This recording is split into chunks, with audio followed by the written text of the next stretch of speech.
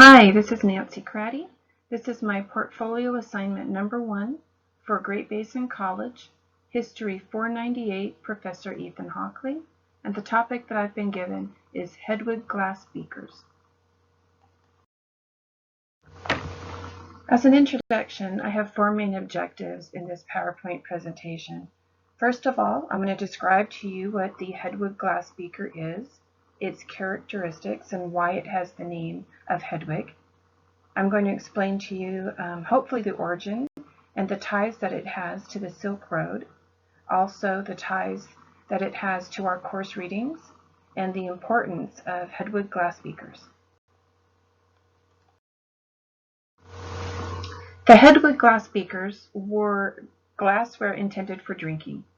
They were about 8 inches in height. They were a smoky topaz color.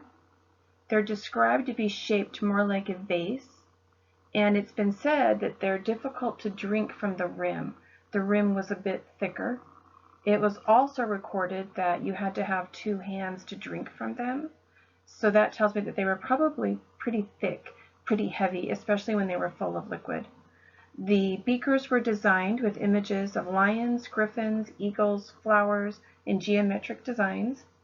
One beaker might have all of these designs on it, or a beaker just might have 1 or 2 designs on it. It was recorded by the research that I found that about a dozen beakers that had been found and discovered, that they all had these images on them.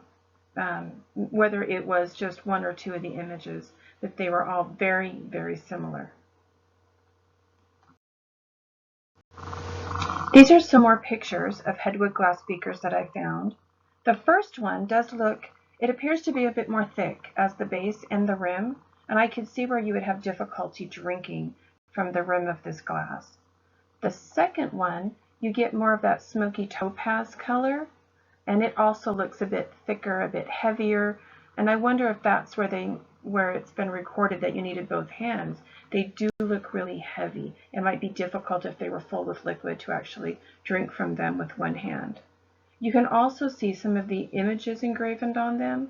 The images are deep cut. That is one characteristic of the Hedwig glass.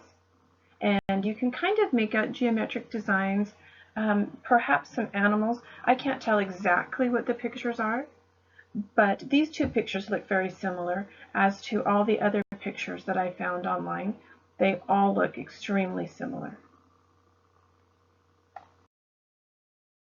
So before I get into where the glass came from and its importance on the Silk Road, I wanted to discuss where it got its name. So back in 1174, there was a woman born, and she was a Bavarian, and she married at the age of 12 to a Polish man, and she became the Polish royal duchess, and his name was Henry the Bearded, Duke of Silesia. Silesia is an area now, and I'm going to show you a map next, that had a lot of Czech, German, Polish influence.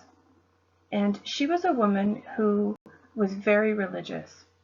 She was very loyal to the Catholic Church, obviously Christian, and people loved her. She had a lot of really good traits. One trait, apparently, it was deemed that she liked to drink water, and her husband, I don't know if he mocked her or made fun of her, but it came about that he was saying something about her always drinking water, and he asked for her glass, which was a Hedwig glass, not named that yet, but it was that specific glassware. And as she drank from it and handed it to him, it turned into wine. And then she was known as a miracle worker, and she actually became canonized as a saint in the Catholic Church. And at that time, very few women were, but that's what was important about her, was that she was one of the few women. And she's recognized by the Catholic Church to this day as being Saint Hedwig. Another interesting thing about her is that she was very eccentric, and she didn't like to wear shoes. So she would go barefoot year-round, summer, winter. Her feet would even be bloody, and it didn't matter to her. And so I thought that was kind of interesting. it might kind of pinpoint maybe her mental state. And so I think it's, did a miracle really occur where she could turn water into wine? Or was it suggested by her? Or was it believed by her and then told as a tale? Or did it really happen? I don't know. This is a map of Silesia, Poland. And you can tell that at the time, back during the time period when she lived, 1174 to 1243, it took up this area that is in red, that is now part of the Czech Republic, Germany, Poland, other areas. So it gives you an idea of where it was on the Silk Road. Before I get into the origin of the Hedwig glass beakers, I want to talk just a little bit about glass on the silk trade routes. Glass came in various forms, and I wasn't aware of this until I did a little research, but glass was used as vessels for obviously drinking out of, cups, bowls, plates, but it was also used in vessels just to carry other things, such as spices. It was used as jewelry and beadwork mixed with turquoise and jade and quartz and other different types of materials.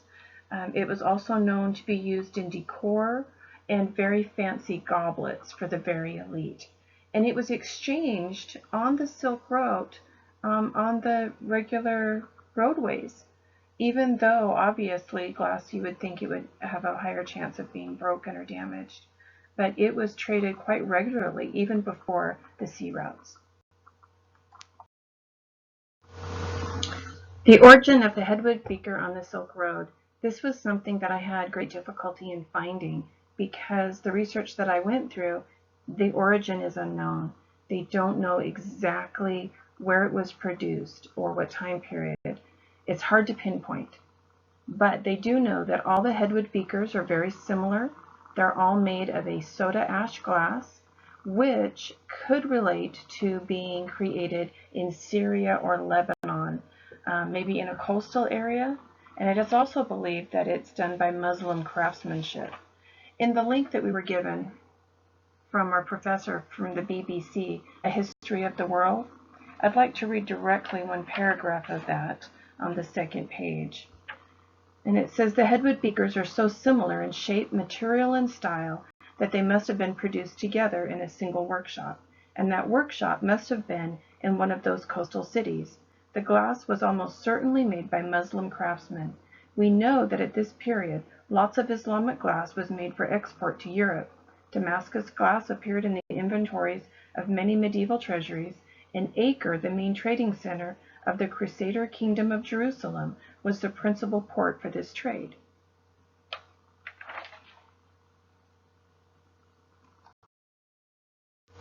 So dating Silk Road glass is very difficult. Obviously, there are still archaeological digs continuing, and there's been many things found in the past. But as they continue, chemical analysis also develops. We have new scientific discoveries that helps age and define when things were actually produced and where they were produced. So glass has been found on the Silk Road from the late Bronze Age, 2nd millennium BC, to the Middle Ages, 8th to 14th century AD, and further. And what they do is they take the samples, they clean them, dry them, and they're crushed for analysis. Obviously, pieces that are in excellent condition would not be crushed, but unfortunately, most bits and pieces that are found are just that, bits and pieces. So those are the things that they use for their analysis. So these Hedwig beakers do have ties to the Silk Road within our course readings. So starting with our Weatherford book, on page 152 to 153, it describes how the Mongols came into Germany. And most of Europe wasn't really aware of all the details of the Mongols. They didn't really know how they attacked and what kind of people they were, but they knew they were coming.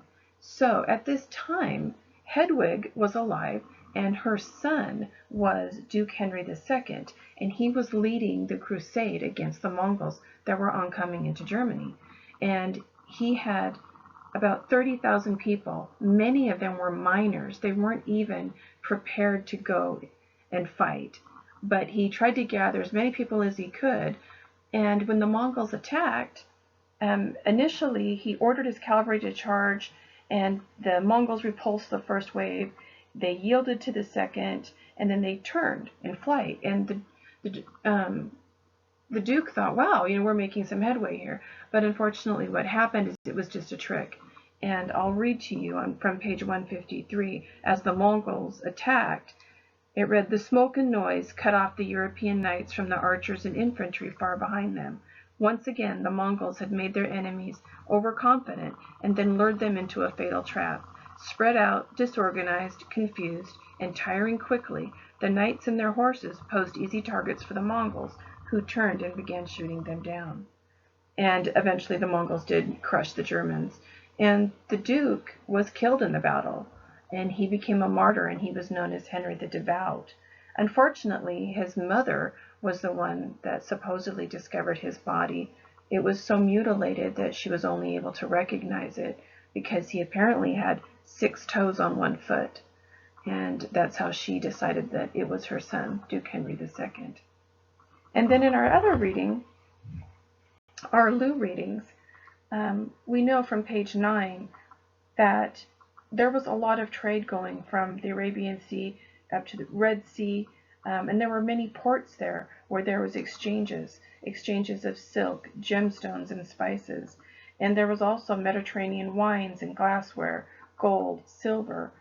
All of those things were exchanged in this area as part of the silk trade routes and the water routes. And that is probably the route that the Hedwig glass got up to Germany. So that's how I relate it to our course readings. Finally, I want to talk a little bit about the importance of the Hedwig glass beaker and the conclusion. These beakers are so relevant because they're tied into a Christian miracle, and the Catholic Church deems them as being very relevant. So Hedwig, in her time, was a very important person to the people that she was over. She was deemed to be an exemplary wife and a mother. She was a mediator between nations. And there's an analogy between her and the Virgin Mary, because the Virgin Mary, her son died to save all mankind, and Hedwig's son, Duke Henry II, died as a martyr to save his people. So the people at the time held her in very high regard. The beaker was involved in a miracle where she turned water to wine.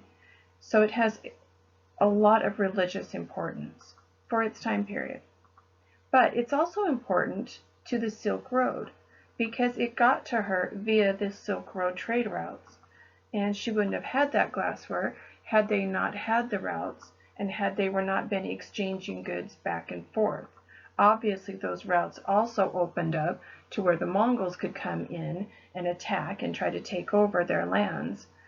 But it's amazing that these beakers are still around after the invasion, that there was still proof of them, and they're in very good condition. So in conclusion, that's what I found them to be very interesting and how they relate to the Silk Road. Thank you.